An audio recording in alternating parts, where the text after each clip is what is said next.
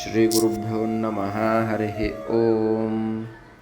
विद्याधीशयतीन्द्रास्य पूर्णचन्द्रास्य पूर्णचन्द्रावलोकनात् वेलात्ययवितन्वाने घृतसूपमहोदधौ उद्यच्चलाचनशिखा मरुदागमनर्धिता वाडवालिरगण्यापि न शान्तिं नेतुमाशकत् अकुण्ठमाकण्ठतटं भुक्तानां भूसुपर्वणाम् अगर्जीवरुदोद्गारैर्मुज्जलाकर्णज्जिना ततस्तेषु प्रतिरद्रोष्टसौ प्रौढ इवानिलः व्यकिरद्भुरिदीनारान्नदीनीकरकणानिव स्वर्णानि षड्द्वादशाष्टौष तन्मुखाब्जाद्विजोत्तमाः परं न प्रापुरैरकैके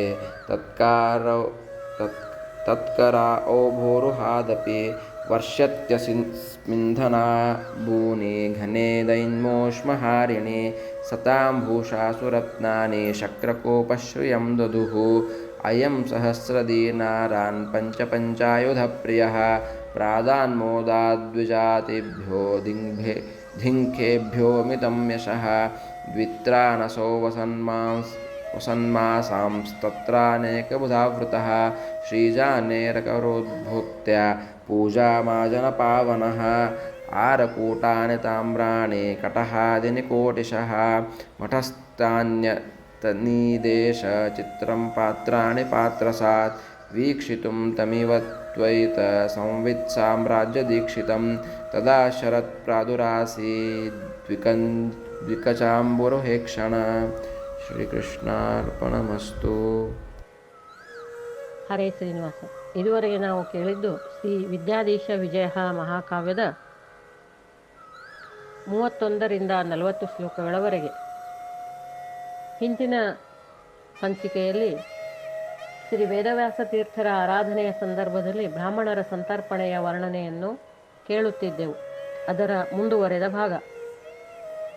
ಘೃತ ಮಿಶ್ರಿತ ಸೂಪವೇ ಒಂದು ಸಮುದ್ರ, ಅಪೂಪಗಳೇ ಪರ್ವತಗಳ ಸಾಲುಗಳು, ಸಕ್ಕರೆಯೇ ಮರಳಿನ ರಾಶಿ, ಅಂದದ ರಾಶಿಗಳೇ ಮುತ್ತುಗಳು, ಶಾಖಗಳೇ ರತ್ನಗಳು, ಪಕ್ವಾನ್ನಗಳೇ ನದಿಗಳು, ಪಾಯಸಗಳೇ ತರಂಗಗಳು, ಮೊಸರೇ ನೊರೆ, ಬಾಳೆ ಎಲೆಗಳೇ ದ್ವೀಪಗಳು, ದೊನ್ನೆಗಳೇ ನಾವೆಗಳು. ಶ್ರೀ ವಿದ್ಯಾಧೀಶ ತೀರ್ಥರ ಮುಖವೇ ಪೂರ್ಣಚಂದ್ರ. ಶ್ರೀ ವಿದ್ಯಾಧೀಶ ತೀರ್ಥರೆಂಬ ಮುಖಚಂದ್ರನ ದರ್ಶನದಿಂದಲೇ ಘೃತಸೂಪವೆಂಬ ಸಮುದ್ರವು ಯಥೇಷ್ಟವಾಗಿ ಉಕ್ಕೇರಿತು. ಶ್ರೀ ವಿದ್ಯಾಧೀಶ ತೀರ್ಥರ ಮುಖ ಸಜ್ಞೆಯಿಂದಲೇ ಪಾಚಕರು ಬ್ರಾಹ್ಮಣರಿಗೆ ಯಥೇಷ್ಟವಾಗಿ ಬಡಿಸಿದರು ಎಂದರ್ಥ. ಶೋಭಿಸುವ ಶಿಖೆಯುಳ್ಳ ಮತ್ತು ಮಧ್ವಶಾಸ್ತ್ರ ಸಂಪನ್ನರಾದ ಅಸಂಖ್ಯಾತ ಬ್ರಾಹ್ಮಣರ ಸಮೂಹಕ್ಕೆ ಯಥೇಷ್ಟವಾಗಿ ಭೋಜನ ಮಾಡಿಸಿದರು. ಮಾಡಿದ ಅಡಿಗೆಯೂ ಮುಗಿಯಲಿಲ್ಲ. ಯಥೇಷ್ಟ ಮೃಷ್ಟಾನ್ನ ಭೋಜನದಿಂದ ಸಂತುಷ್ಟರಾದ ಬ್ರಾಹ್ಮಣರು ಸಂತೋಷದ ಸಾಗರದಲ್ಲಿ ಮುಳುಗಿ ತೃಪ್ತಿ ಸೂಚಕ ಉದ್ಗಾರಗಳನ್ನು ಮಾಡಿದರು. ಭೋಜನದ ನಂತರ ಶ್ರೀ ವಿದ್ಯಾಧೀಶ ತೀರ್ಥರು ನೀರಿನ ಕಡಗಳನ್ನು ಸಿಂಪಡಿಸುವ ರೀತಿಯಲ್ಲಿ ಸುವರ್ಣ ನಾಣ್ಯಗಳನ್ನು ಬ್ರಾಹ್ಮಣರಿಗೆ ವಿಪುಲವಾಗಿ ದಾನ ಮಾಡಿದರು. ಸಮಾರಾಧನೆಗೆ ಬಂದ ವಿಪ್ರಶ್ರೇಷ್ಠರು ಶ್ರೀ ವಿದ್ಯಾಧೀಶ ತೀರ್ಥರ ಮುಖಕಮಲದಿಂದ ಷಡಕ್ಷರ, ಅಷ್ಟಾಕ್ಷರ ಮತ್ತು ದ್ವಾದಶಾಕ್ಷರಗಳ ಮಂತ್ರಗಳ ಉಪದೇಶವನ್ನು ಪಡೆದದ್ದಲ್ಲದೆ ಅವರವರ ಯೋಗ್ಯತೆಗೆ ತಕ್ಕಂತೆ 6, 8, 12 ಸುವರ್ಣ ನಾಣ್ಯಗಳ ದಕ್ಷಿಣೆಯನ್ನು ಅವರ ಕರಕಮಲಗಳಿಂದ ಪಡೆದರು.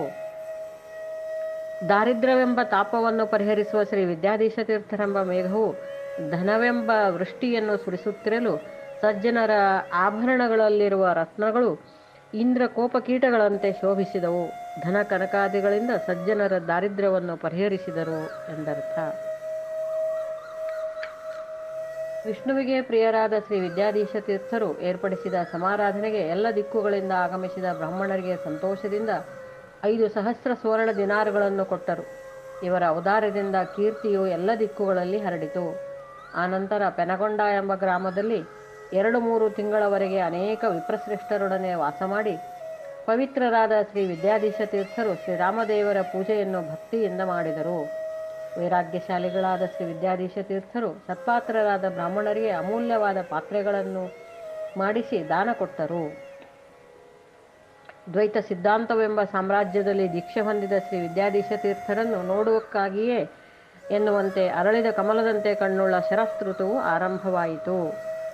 ಕೃಷ್ಣಾರ್ಪಣಮಸ್ತು. ಹರೇ ಶ್ರೀನಿವಾಸ.